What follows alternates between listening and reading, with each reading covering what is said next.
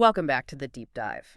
Today, we're plunging into California, a state that's truly at the epicenter of our digital world. Here, innovation and protection are locked in this constant, kind of fascinating dance, especially around cybersecurity, data privacy, and, well, the complex new frontier of AI. Okay, let's unpack this a bit. Our mission today, give you a shortcut to understanding how the Golden State isn't just, reacting to digital threats, but actively shaping the future of digital governance. We've pulled together insights from state strategic plans, legal analyses, current news, really distilling the most important nuggets, everything from state-level defenses to your personal data rights and those cutting-edge AI challenges. Indeed. And our sources show a really comprehensive, multifaceted approach. What's fascinating, I think, is that inherent tension. How do you balance rapid technological advancement with robust security and, well, individual liberties? We'll try to distill the key strategies, the legal frameworks protecting individuals and California's critical infrastructure, and maybe touch on the bigger picture implications too. Great. So let's dive right into California's proactive cybersecurity shield. How is the state trying to fortify itself against this, ever-growing wave of cyber threats?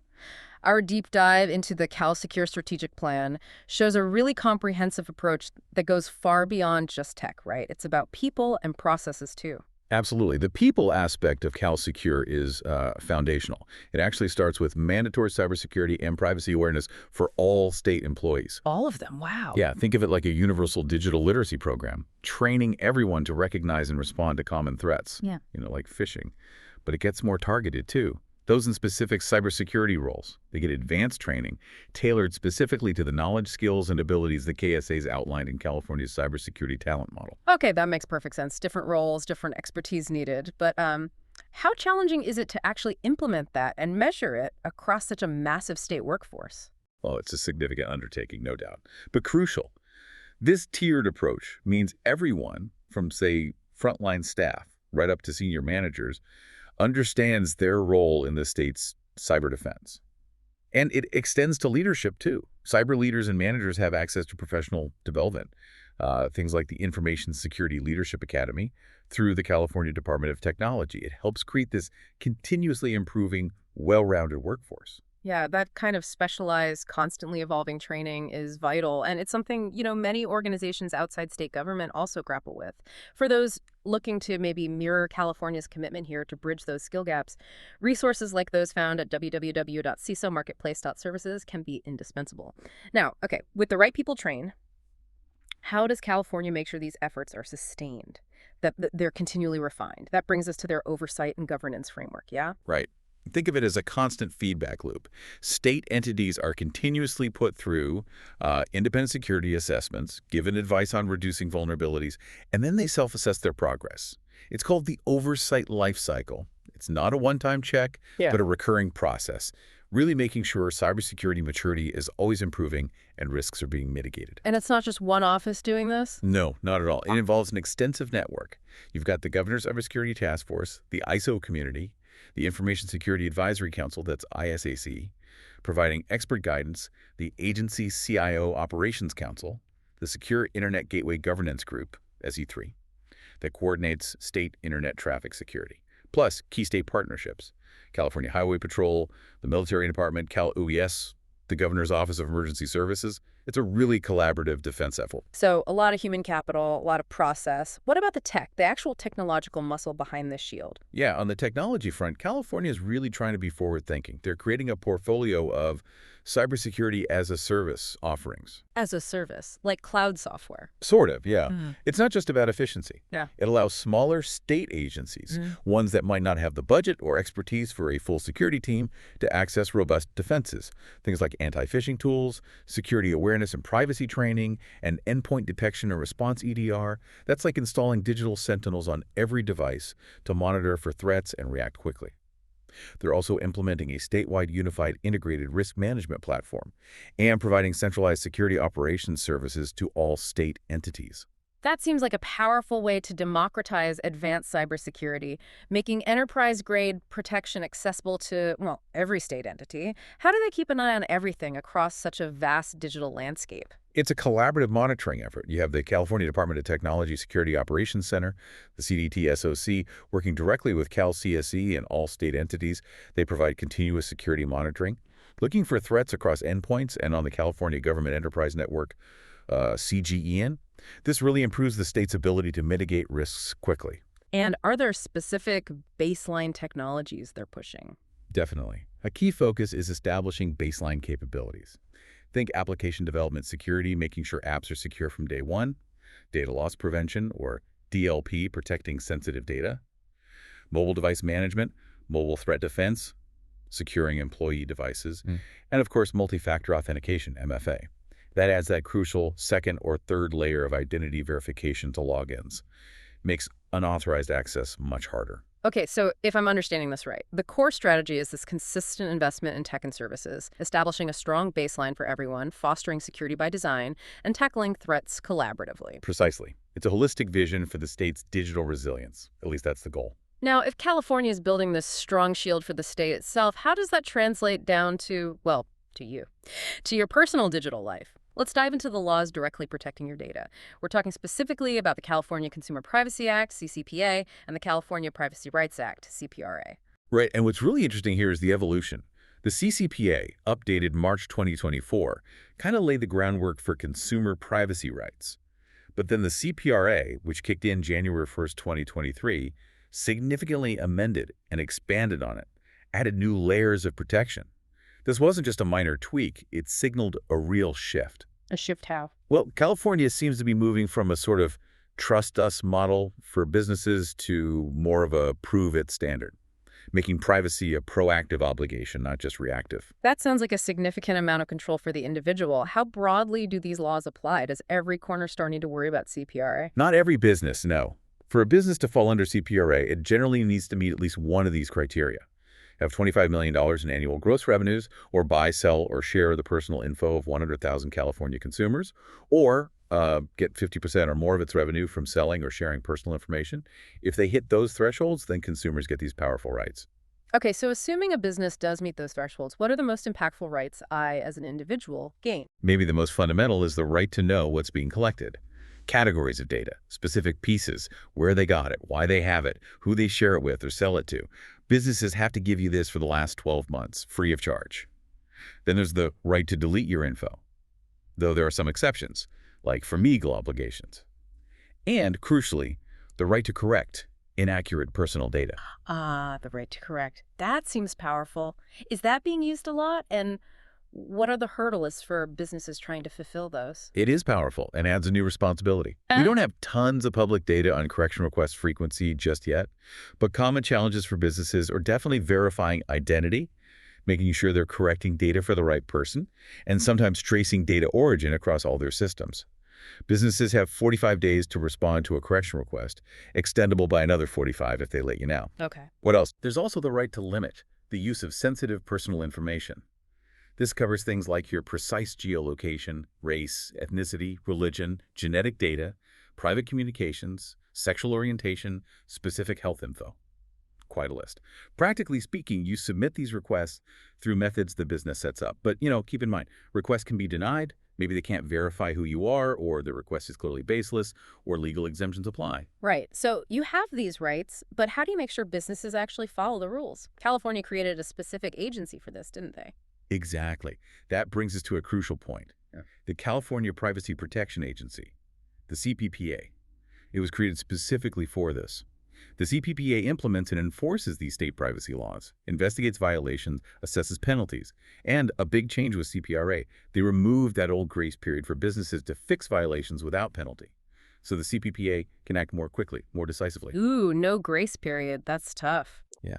And fines for violations involving kids under 16, they tripled, up to $7,500 per violation. No. The law also allows civil penalties if login info gets stolen because a business failed to implement reasonable security. In this kind of rapidly evolving regulatory environment, businesses really need to be proactive.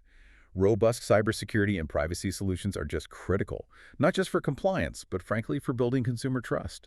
Platforms like www.cisomarketplace.com offer easily accessible resources for businesses trying to navigate all these complexities. Okay, now, let's shift gears a bit to maybe the most hotly debated frontier, the rise of AI, artificial intelligence. It brings immense possibilities, sure, but also huge new regulatory challenges, especially for personal data. And California is, again, right at the forefront trying to navigate this. That's right. The CPPA, the agency we just discussed, has been very active regarding what's called automated decision-making technology, or ADMT. They finalized a set of regulations under the CCPA specifically for ADMT on July 24, 2025.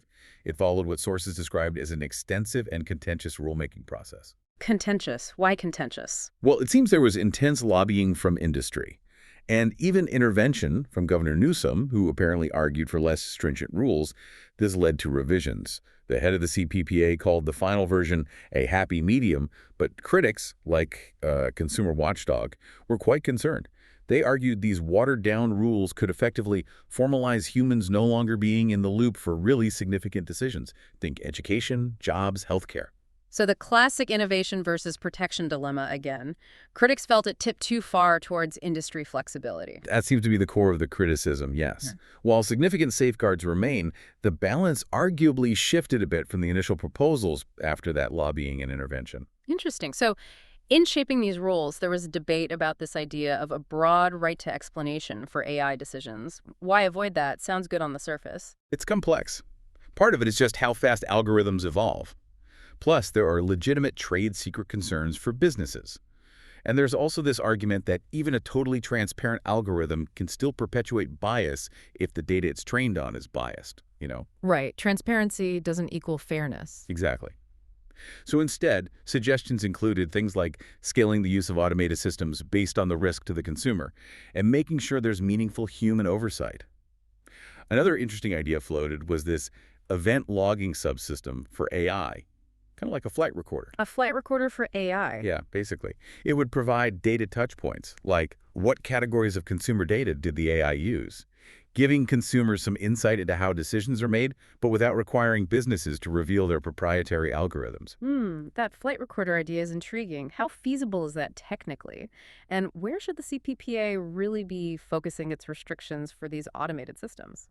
Technically, it's certainly more feasible than forcing full algorithm disclosure. It puts the onus on developers to design systems with audit trails. As for focus, the CPPA really should concentrate its restrictions and require easier opt-outs in those high-risk scenarios. We're talking bail and sentencing, job and educational assessments, loan applications, police monitoring, situations where automated decisions can have truly profound, life-altering impacts. It definitely sounds like a delicate balancing act, trying to encourage innovation while setting up necessary guardrails. And I imagine there's still some tension between what California is doing and maybe federal approaches, like the previous administration's America's AI Action Plan, which leaned more towards innovation over regulation. Absolutely, that tension is ongoing. And meanwhile, California lawmakers are pushing ahead with new state legislation, too. Like Assemblymember Rebecca Bauer-Kahan's AB 1064. It's called the Leading Ethical AI Development for Kids Bill, or LED for Kids. Good for kids. What's that about? It aims to strengthen privacy protections, specifically for children, and bar things like emotionally manipulative AI chatbots from being used on them. It even proposes another oversight body, the LED for Kids Standards Board, to implement the law. It directly tackles that ethical use question for vulnerable groups. Okay, so beyond the laws and regulations, are there practical, technical things businesses are doing right now to handle privacy with AI? Yes, definitely. Technical solutions are crucial. Data anonymization techniques are a big one. They're essential for balancing privacy with model performance and for complying with laws like GDPR, ITPA, and CCPA. Anonymization, like stripping out names. Yeah, but more sophisticated than that. Tools like Microsoft's open source Presidio can help automate detecting and anonymizing personally identifiable information PII within text data. Other methods include perturbation, basically, slightly modifying data to obscure individuals while keeping the overall statistical patterns and encryption, protecting sensitive data while still letting AI and machine learning models use it effectively. Okay, so we've covered individuals, state operations, AI. What about the big stuff? The physical and digital infrastructure that California relies on. What does all this mean for the state's resilience against cyber threats, particularly to its critical infrastructure? Well, the stakes are incredibly high. Cyber attacks are now identified as the #1 threat to California's power grid. That's significant. Well, number one. Yeah. And sources also highlight the acute vulnerability of critical infrastructure more broadly, especially ocean ports. Think the Port of Los Angeles, PLA, and the Port of Long Beach, POLB. Together, that's the largest shipping hub in the Western Hemisphere, handles something like 40% of all U.S. maritime imports. 40%. Yeah. So it's not just an economic risk for California. Yeah. It creates real national security dilemmas. A major cyber attack there could ripple across the entire country. That's a massive vulnerability. How are these vital places being defended? I heard something about the Port of LA rolling out a new system. They did. POA and IBM rolled out the Cyber Resilience Center, or CRC, back in 2022. It's described as a first-of-its-kind automated platform. It's for real-time cyber threat indicator sharing and, crucially, anonymized intelligence sharing among supply chain partners. It allows for earlier detection, faster recovery, a kind of collective defense. Selective defense, okay. And then you have the California Cybersecurity Integration Center, CalCSEC, offering proactive security assessments. Things like network vulnerability scans, dark web reviews, analyzing network traffic, endpoint detection tools. For really severe incidents, they have a 7-phase unified cyber command incident response process. And there's a number and email to report incidents, 833 report 1 or calcic at calos.ca.gov. Good to know. Beyond that, there's growing collaboration between government and Silicon Valley tech firms, trying to lower barriers to sharing information, maybe even build a cybersecurity review board like the NTSB for plane crashes to learn from attacks and lift overall security. Yeah, effective defense for critical infrastructure really demands those integrated solutions and specialized expertise. That's exactly the kind of help organizations can find and implement with partners listed on www.cisomarketplace.services. Now, connecting this to the bigger picture, smart city tech is becoming more common, right? But doesn't that just expand the potential attack surface for cities and towns? It absolutely does. Municipalities often face heightened risks. Maybe they lack dedicated security budgets or they outsource systems to vendors without enough cyber expertise. This can lead to things like leaving default settings active, remember those wirelessly hacked traffic signals, or ransomware hitting city halls like in Cleveland and Columbus, Ohio. Right, those are big stories. And the risk gets amplified if a city relies heavily on a single smart city vendor, especially if that vendor is from a nation-state known for cyber attacks. Much deeper vendor scrutiny is needed there. And here's something ironic, or maybe just worrying. Data protection infrastructure itself, it's the #1 target. 44% of on-prem or cloud backups get compromised. The backups themselves, wow. Yeah. Followed closely by cloud apps and data at 41%, then storage systems at 34%. Even AI workloads are getting hit now, about 21%. Plus, the shift to remote work introduced new vulnerabilities. Employees using personal devices, maybe an increase in insider threats. It all adds up. It's unsettling that the very systems meant to protect data are often the first targets. Yeah. So what are the key solutions? How do we enhance resilience against these expanding threats? Operational resilience planning is absolutely key. That means having backup plans, contingencies for manual operations, and the ability to actually disconnect infrastructure systems from each other or from the public internet to operate autonomously if there's a compromise. It's like an offline mode for critical services. Exactly. Think of it like that. Yeah. We also see the value of managed detection and response MDR solutions. There was an example of a California sanitation district implementing MDR. It gives them continuous monitoring, proactive threat hunting, dedicated incident management, all without needing a huge in-house security team. It significantly boosted their posture. Wow. Okay. What a deep dive we've had today. We've journeyed through California's really impressive but clearly still challenge efforts, securing its digital landscape, protecting privacy, grappling with AI, fortifying critical infrastructure. It's so clear that this is just an ever-evolving battleground, that constant dance between innovation and the need for protection. Indeed. And this really brings us to a crucial thought, maybe something for you, our listener, to mull over. As California continues to be this global leader in tech and digital policy, how might its comprehensive, yet sometimes, let's face it, contentious approach to cybersecurity and AI actually shape national, maybe even international standards? How will we balance innovation with safety and individual rights going forward? Yeah, a big question. What aspects of California's digital future after today's deep dive stand out most to you? What parts do you want to maybe explore further on your own?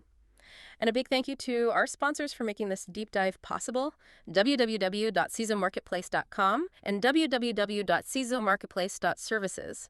They provide really essential resources for cybersecurity professionals and businesses trying to navigate these complex landscapes. We definitely appreciate their support. Until next time, stay curious, stay informed, and keep digging deeper.